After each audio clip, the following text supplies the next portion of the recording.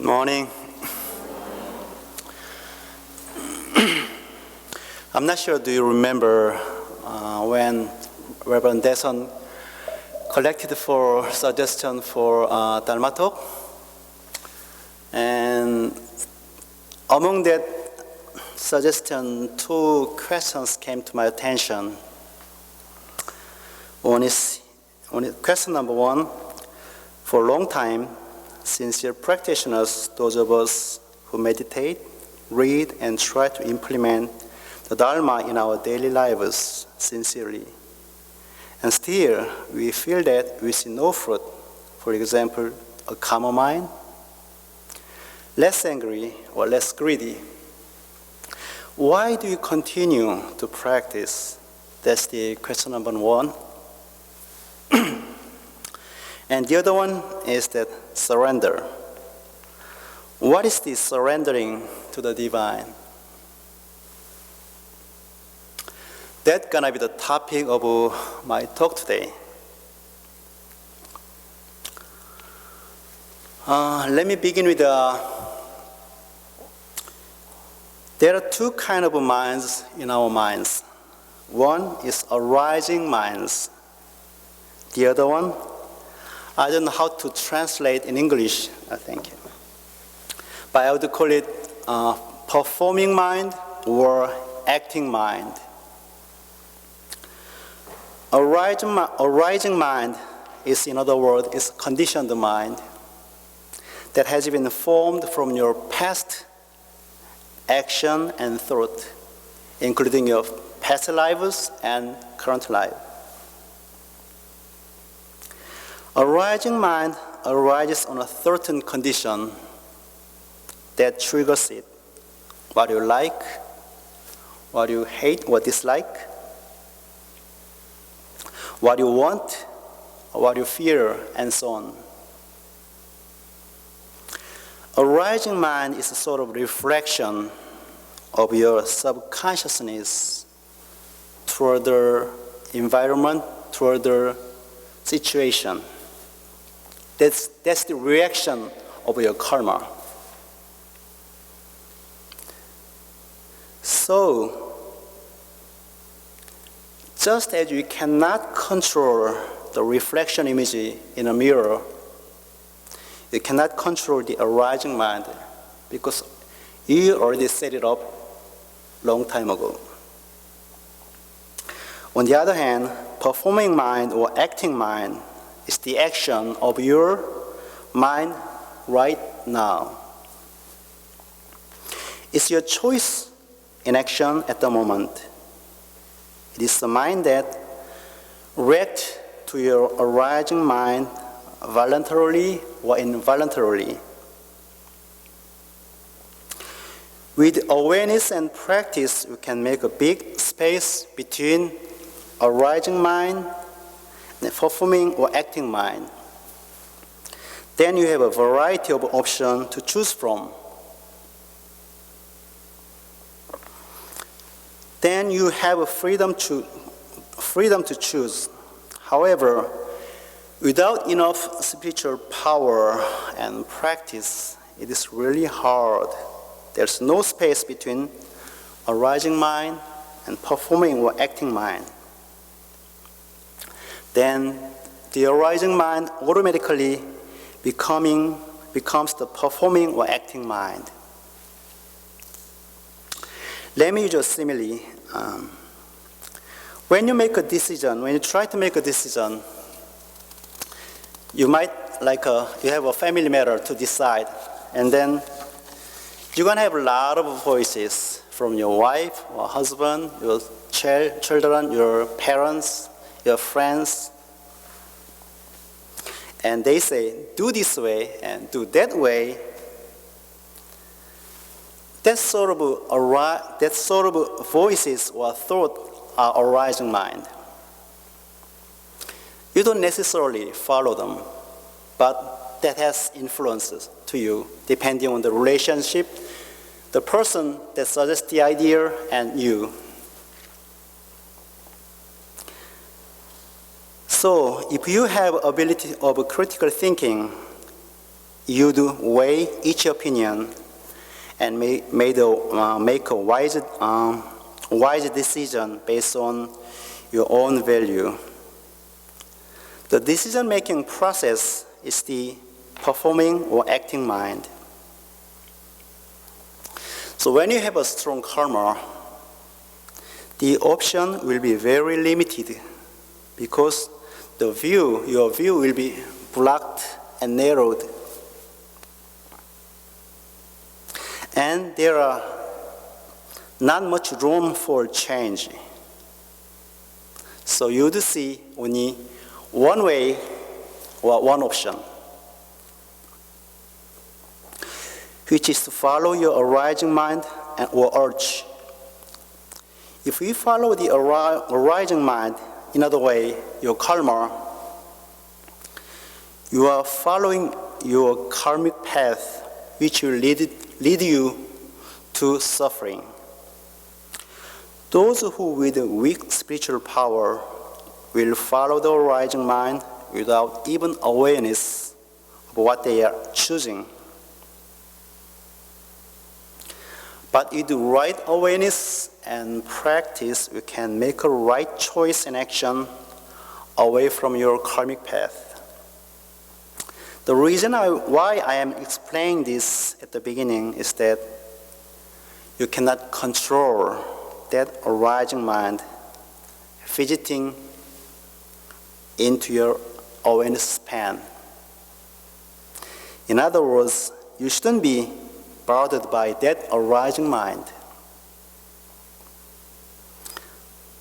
As I said, when you have a lot of voices about your decision making, you can wait, you can think about, you can make a critical thinking, but you don't necessarily need to follow that opinion.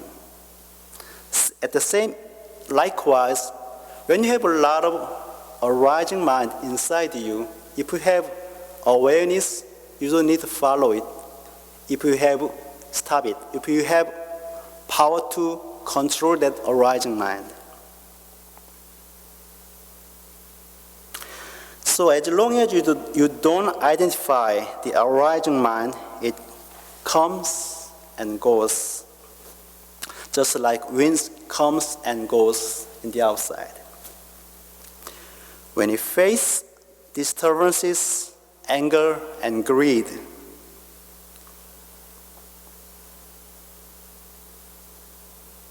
arise in our minds, one of the important things on mind practice is that we allow them come and go. We don't try to remove it with another thought, but rather allow them come and disappear by itself. So, if we practice right, let disturbances or anger or greed be there, and just let it stay inside the mind for a while, and give them some room for it, and say, "Oh, here it comes. Welcome to my mind," like that. But just stay alert to observe it, and stay still. And be a scientist to contemplate how it comes, how it goes, and how it affects your emotion, how it affects your body, and how it affects your thought. It comes like this way. That's interesting.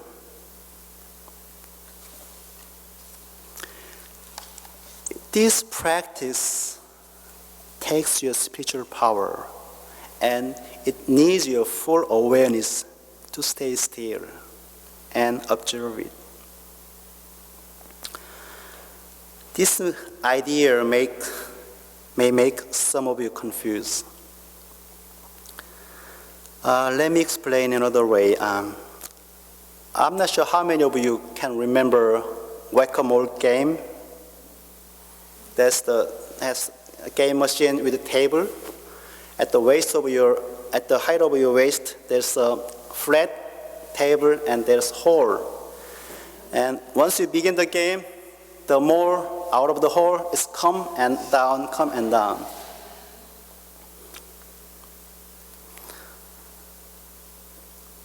And you try to hit the more with a soft black mallet.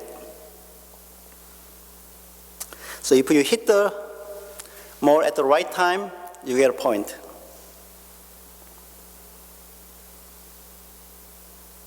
And if you want to have a good point, you have a really good reflex.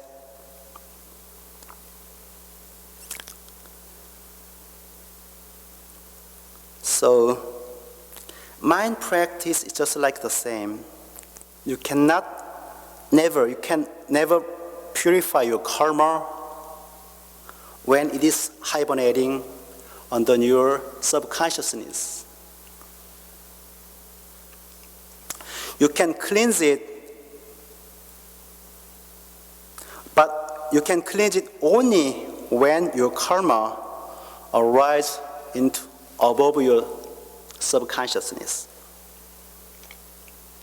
You can cleanse it by not identifying it, by not following your karmic path, and by just observing it from the beginning to the end. You do your full awareness.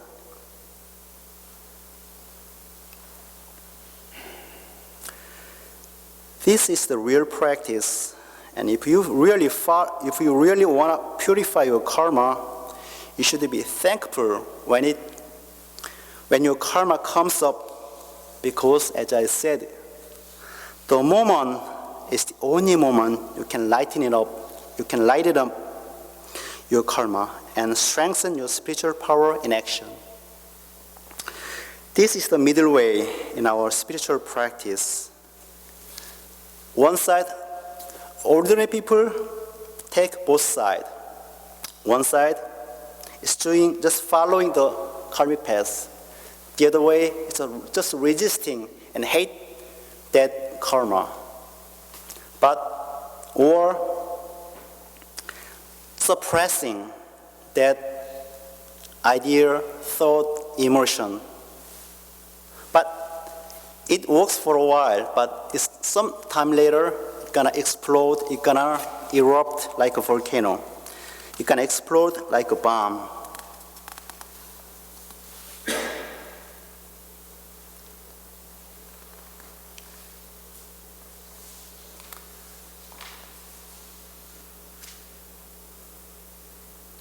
When you're suppressing the anger, desire, or some of the emotions like that, labeling them as bad, and if you suppress or just hold up that energy, the energy will explode sometime later. So, who would explode like that? Those who doesn't express or vent their emotion. Those who always hold up or suppress their real emotion inside. That's the another extreme side. Following the karmic path, just suppressing or holding up the energy inside. But the practice, spiritual practice, is the middle way. You're not just following, you're not just holding up, you just observe. Keep distance between arising mind or your karma and between arising mind and the observing mind or your performing mind.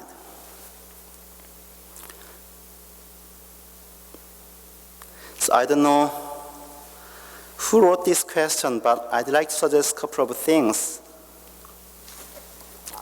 One, just practice to be comfortable when you see disturbances, anger, and greed within your mind, and never hate those inside you.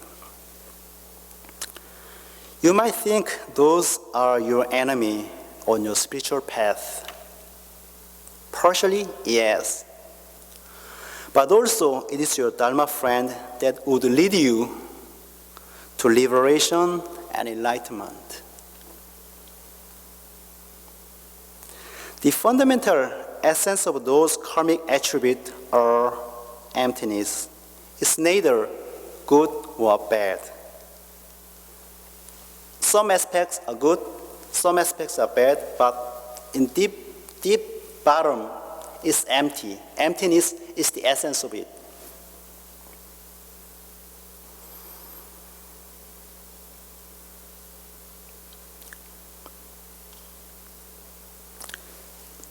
Thus, it could be your enemy, but also it could be your Dharma friend too. So be gentle with these guys and be gentle to yourself. Just try to get used to seeing those inside you. That's the way we depart from your negative attribute. Let me give you a scripture from the scripture of Founding Masters, chapter 5, Cause and Effect, verse 11. A laywoman who was unhappy in her marriage detested her husband, vowing that they would have no further affinities with each other in their next lives. The Founding Master said, if you want to avoid creating any further affinities with your husband, do not entertain either a detesting or a loving mind, but treat him with only no mind. Think about it.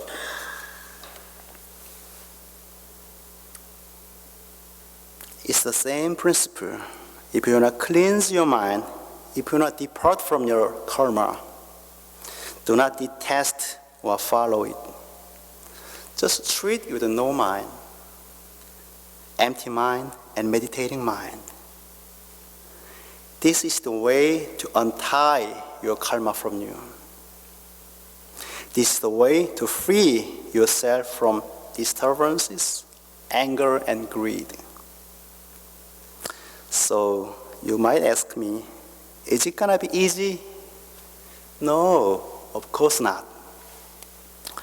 It's really hard to practice if you don't know how to do it. When I learned skiing first time 15 years ago in Vancouver, Canada. The first time I learned was that how to fall down with your ski and sticks.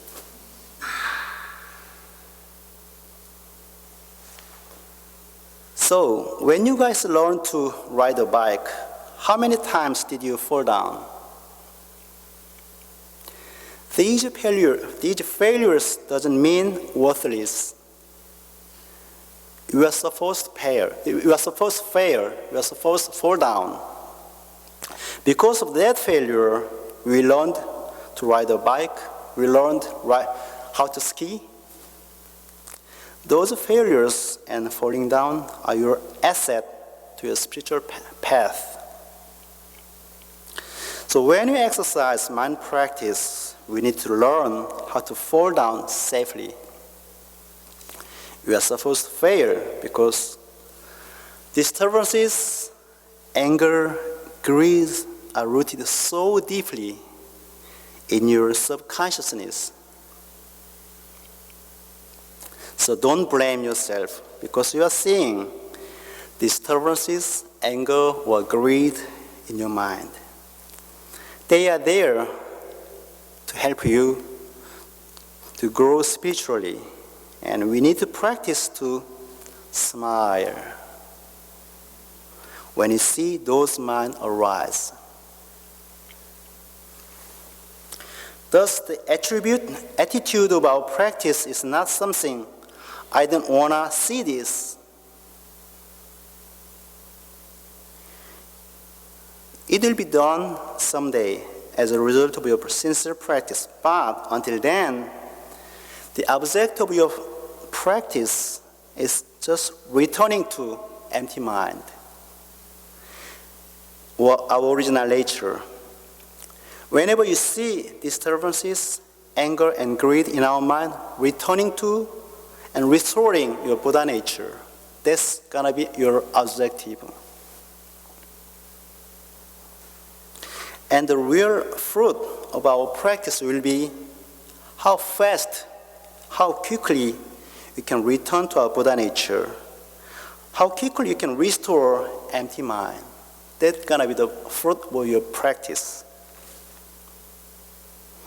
The speed of returning, the speed of restoring is gonna be your real fruit, and you're gonna be the sign of your progress. In addition, I'd like to point out an illusion that intermediate or advanced practitioners might face during their practice. The illusion is that the more you practice, the messier our minds seem to be. Let's say you just cleaned your room, and out of joy, you turn off the light and sit quietly and meditate. After that meditation, you decide to turn on the switch, light switch, excuse me, and then turn on the flashlight to find the switch. When you turn on the light, you're gonna see the room filled in dust.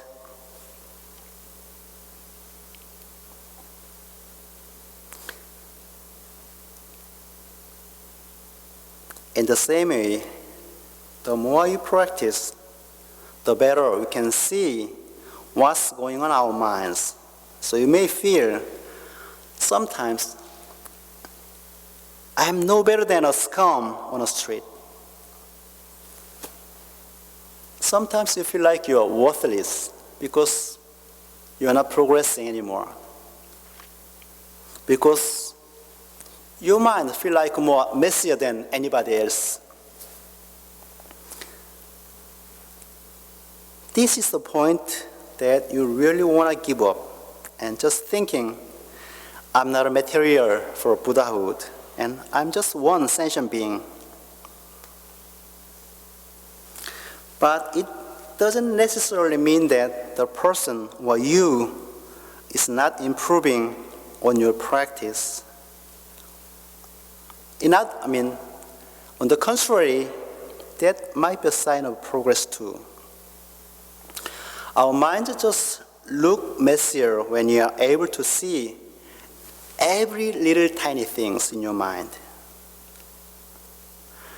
I'm not sure if it's the case or not for the person who raised this question, but I think this could be a reason the person who raised this question doesn't see any improvement on his or her practice.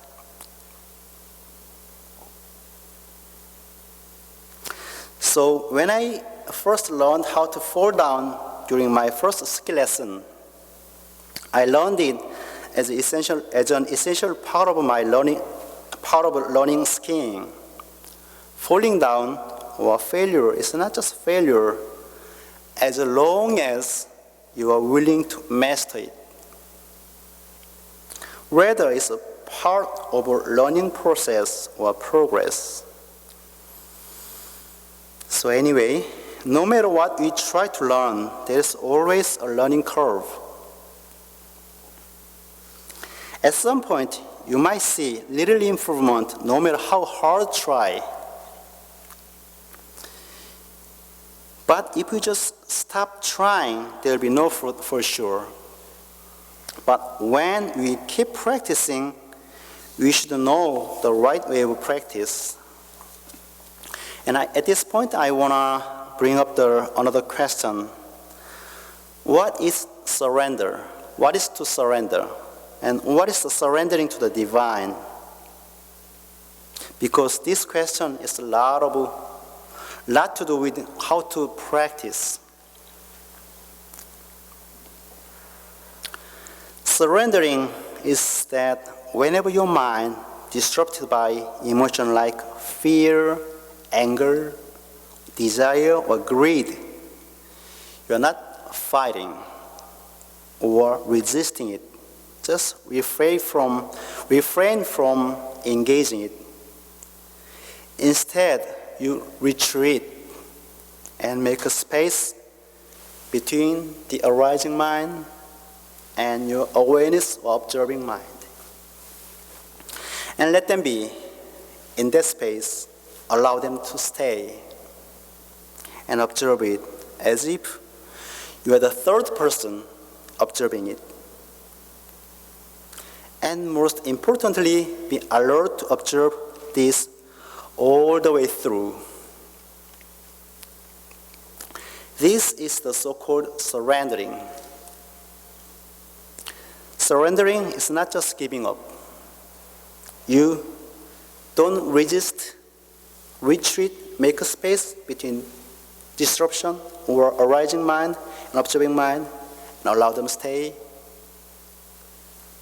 and observe the whole process, every little tiny things. That's the surrendering.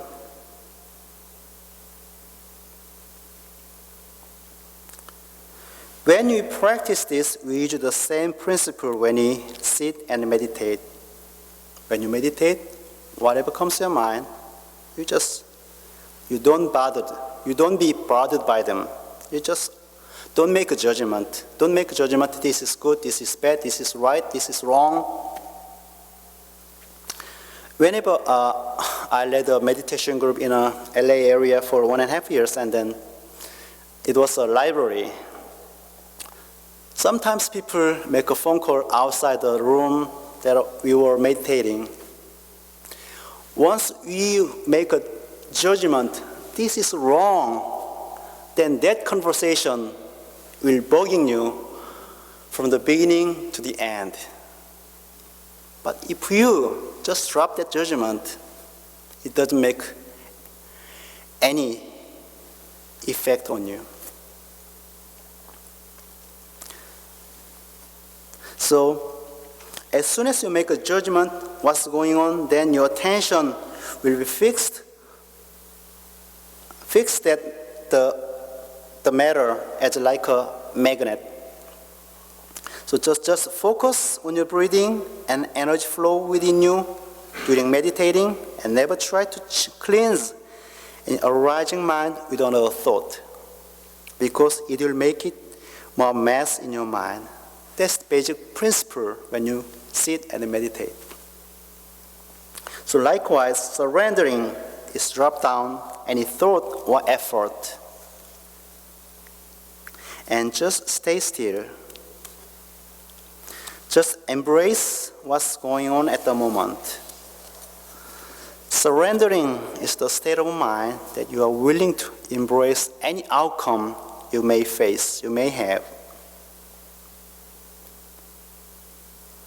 Surrendering is the way to get the best result without any pressure or stress because of this. Especially when you compete with others on a big game like Olympic game, or when you have an interview with a company you have been longing for years. Automatically, you are supposed to have a lot of pressure, under pressure. But if you just surrender and just let it happen, and you are ready to embrace any outcome, whatever comes to you, whatever outcome you may face, you can drop it down. You can let it go. You can empty your mind. So surrendering means the same meaning with returning to emptiness, returning to our Buddha nature. And this is the real way to restore our inborn equanimity, wisdom, and precepts. And this is the way to empty your mind. And the Master Sungsan called it don't know mind. And some other Zen master call it I don't know practice. You just call it I don't know. You just claim yourself I don't know. That's a way, as a method of dropping down, as a method of emptying your mind.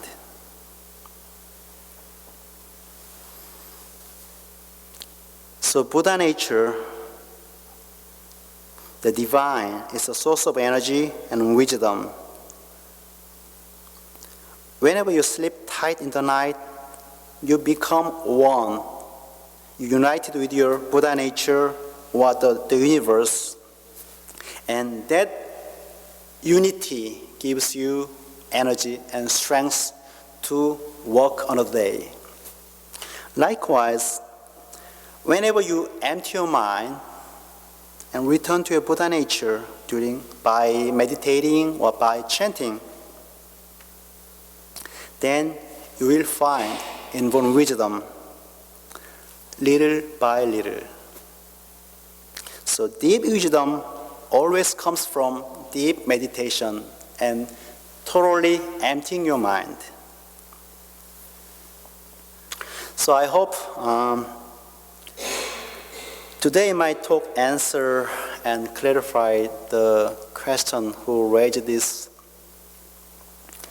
that I mentioned at the beginning, and I hope also this help your practice in the future. Thank you. Thank you. Do you have any questions or to share your experience?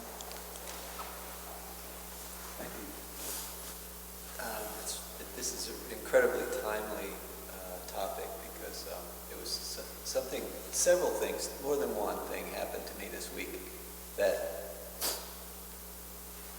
tested my practice. Because, I mean, I'm a craftsman, I work on things, and my tools, some of my equipment is very old. Sometimes it breaks down at the wrong time and all that. So anyway, I spent lots of time on certain things, and then the result it just suddenly didn't work. And I lost a lot of time, and in one case, money, because I had to reorder parts. And the thing that struck me was how immediate, at the moment of that thing that happened, my awareness came into play. And that you were talking about that big space. It's really almost like a small space because it's so quick when you see it and you know right away that this is a test. And it was, for me, very rewarding because I realized, wow, this works. This is really working. I mean, this meditation and developing that awareness that's always there. You know, even when you're doing something completely, where your mind is focused. In the back, there's this little thing that's going, okay, I see you, I see you, I see you. I'm watching. And it's that lag time between the observing mind and the reactive one that gets smaller and smaller, where you don't even have time to do things like negative things. You don't have time to say a profanity or just, it's just amazing. It just really is. It's an amazing feeling, and the way you described it today was exactly how it happened. It really was exactly the same. It's amazing. But thank you very much. That was wonderful.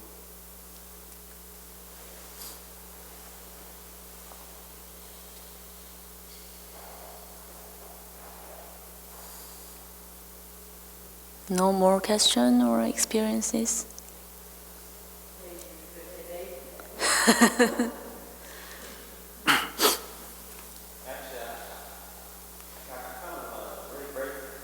Does come to mind because I see a deep connection between this, and the terms you use is no mind, Buddha nature, empty mind.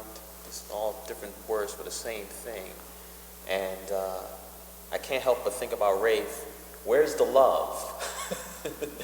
Where is the love in all of this? And for me, it seems that the love is being able to choose a society that's beneficial and loving because it's skillful to do so.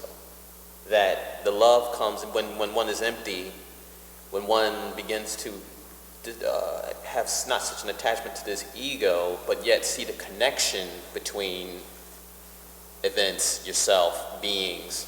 Then we go from emptiness to connection. and non-duality, and which for me is the substance of love, for me. So I definitely see how, and begin to see more, I should say, and hopefully I'm beginning to see how these two very important perspectives, wisdom and compassion, and how they really are one and the same, two sides of the same coin. And so your talk helps me to get that more clearly. Okay, thank you for sharing. We can talk.